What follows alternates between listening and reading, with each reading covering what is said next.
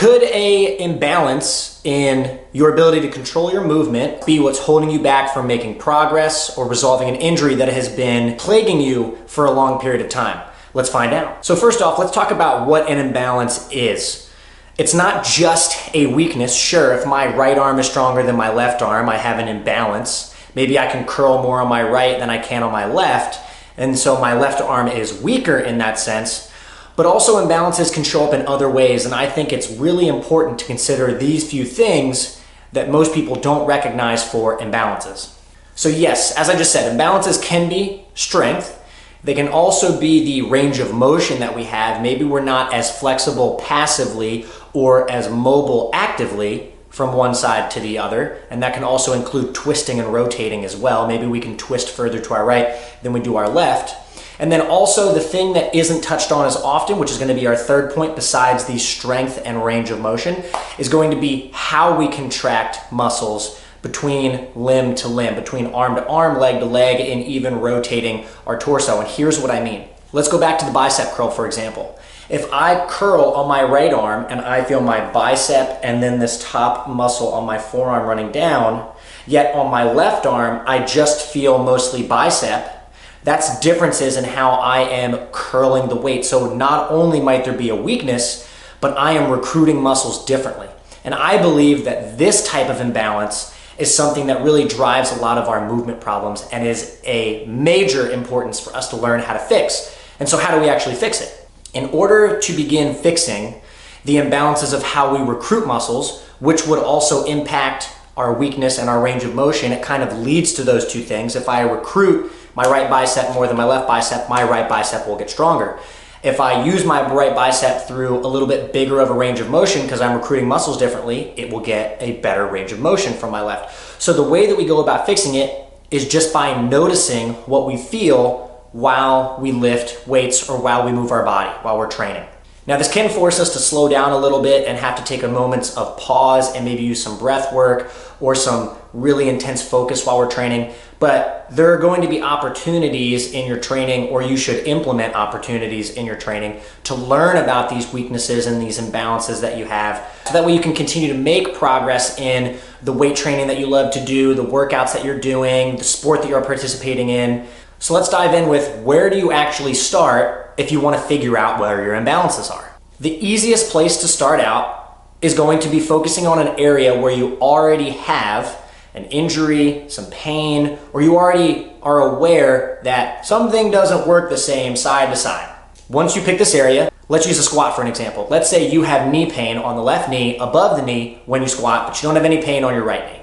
How would we go about implementing this idea of figuring out the actual imbalance so that way we're not wasting our time with corrective exercises that might strengthen the tissue and might help it alleviate some of the pain, but doesn't actually do anything in changing how we recruit the muscles while we move? So the first thing that we want to do when we're trying to learn about our imbalances and how we recruit muscles when we have this left upper knee pain, when we squat, is to test out the ranges of motion where we feel the discomfort. And that's going to involve lots of tempo in the movement and lots of holds in the movement.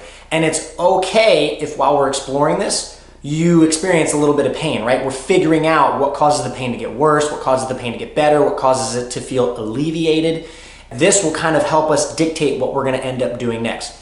So let's say we're going through the air squat and we're doing a really slow tempo and we feel both of our quads, but we start to notice that about halfway down in the squat around parallel, we start to not feel our left quad as much. And that's also when we start to happen to feel our knee starting to kind of like groan and ache. Well, that tells us that somewhere along that transition down in the movement, our quad is not activating the same. Now, if we dive deeper, maybe we figure out some stuff is going on with the hip flexors. Maybe when we progress through, we start to notice that our hamstrings also aren't firing the same. This leads to our next step, which is one of the other best things that you're gonna be able to do in this case of the tempo squat. We're doing a tempo piece here, is getting barefoot. A lot of what happens up the chain is dictated by what happens at the feet. So if I get barefoot and then I start to notice, okay, I get to parallel, that's where I start to feel my left quad less, and that's also where my left arch is collapsing, which is twisting my knee.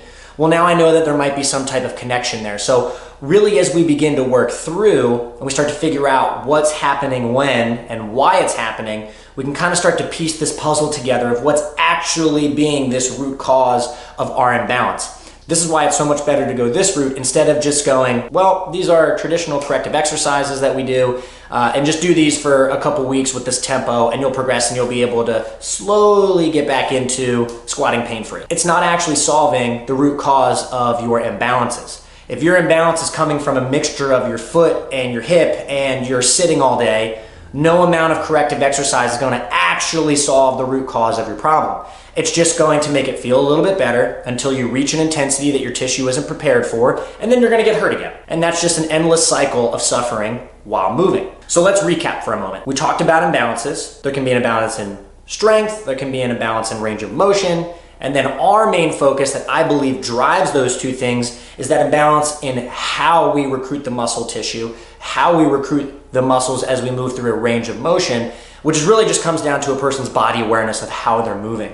And the way that we go about beginning to fix this imbalance that we notice in how we're recruiting muscles, because obviously if we're recruiting some more or less or with different muscle groups, that's going to lead to different ranges of motion that a person has and also strength that they have in side to side. We begin by implementing holds and tempos while we're going through a movement that is similar to the one that we have pain or discomfort in. And then we begin to pick apart piece by piece and start to put the puzzle together of when do I feel the difference in side to side, or can I find the difference in side to side? And then how can I begin trying to make them feel the same as they move? Again, this process can take a little bit of time, but it's really worth investing in because a lot of it can happen extremely quickly. You'll be trying to figure out the puzzle pieces, it won't be working how you want, and then you'll notice one thing which maybe only took 5 minutes to do, and now all of a sudden that you, in our previous example, you notice that the middle of your quad wasn't firing on the way down. We know that's going to be impacted by the hip flexor, so now all of a sudden we really start to dive into the hip flexors and we make a huge discovery across how to move our hips and our knees while we're squatting together. Continuing this series, I'm going to be laying out personal body awareness exercises that I do to figure out the imbalances, and you're going to be able to use those videos to figure out where are your imbalances, why are they happening, and how can you actually go about fixing them.